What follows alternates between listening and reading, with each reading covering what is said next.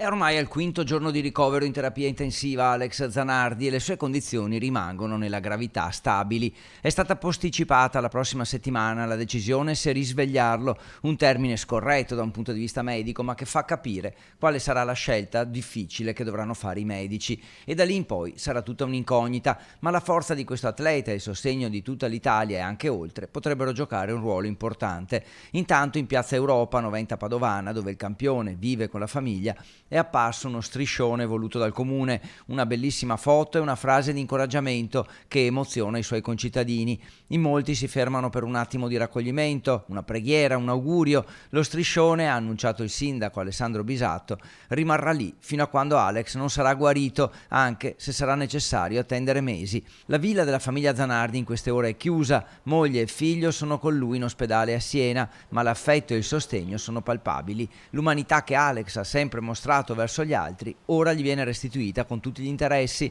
e la speranza è che anche questo grande sostegno popolare possa servire a farlo guarire.